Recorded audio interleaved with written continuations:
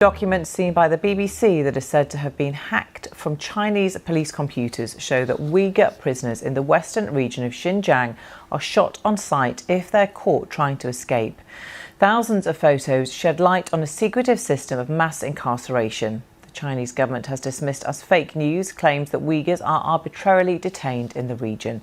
Our correspondent John Sudworth has lived and reported from China for the past 9 years, and we can speak to him live now. John, welcome to you. Tell us more about what you've discovered. Well, Samantha, this is an unprecedented data breach, both in terms of its quantity and its quality.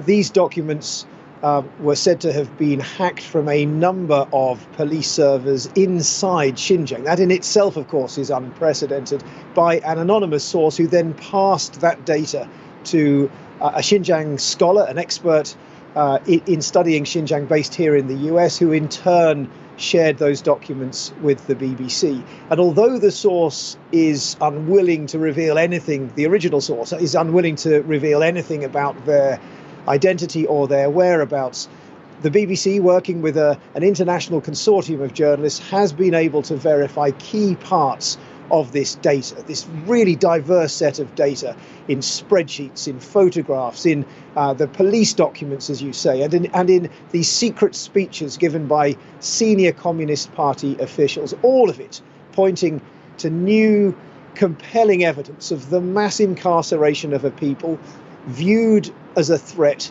marked out by the Chinese state as disloyal because of their ethnicity, their culture, their identity and their faith. These are the faces China never intended us to see, from inside its system of mass incarceration in Xinjiang. The government has long denied it's running detention camps for Uyghurs, insisting instead they are vocational schools for willing students. The photos, almost 3,000 of them, show the reality of how whole swathes of Uyghur society have been swept up person by person. The oldest was 73 at the time of her detention, the youngest just 15. The Uyghurs, with their Turkic language, Islamic traditions and roots in a region with a history of separatism and violence, have long faced cycles of tightening government control.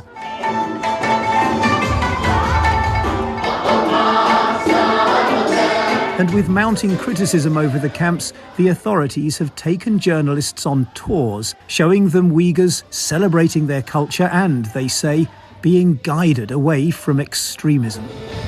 Yes, this is classified internal government information. The files, said to have been hacked from police computer servers in Xinjiang by a source whose identity is unknown, were first passed to Dr. Adrian Zenz, a Xinjiang scholar who in turn shared them with the BBC. And they raise serious questions about China's narrative.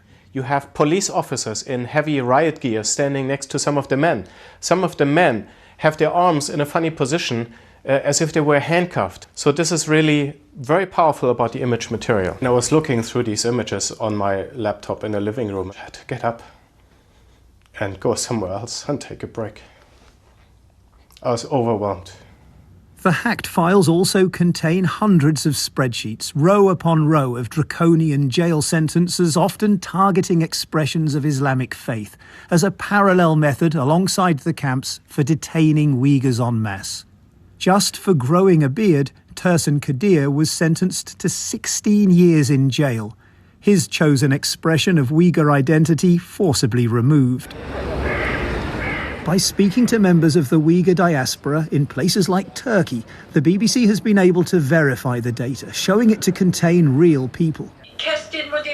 Mahmoud Toti, for example, knew his eldest son had been jailed, but the database tells him for how long? 15 years for terrorism offences, although as evidence, only his son's devout Islamic faith is listed.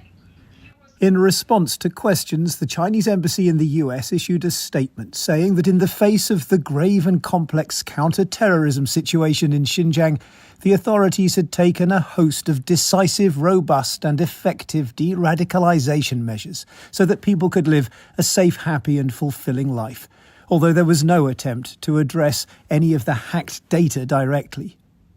It includes these images, once again from deep within the system, that appear to offer further evidence of the harsh detention and indoctrination of a people, not for what they've done, but for who they are. John Sudworth, BBC News.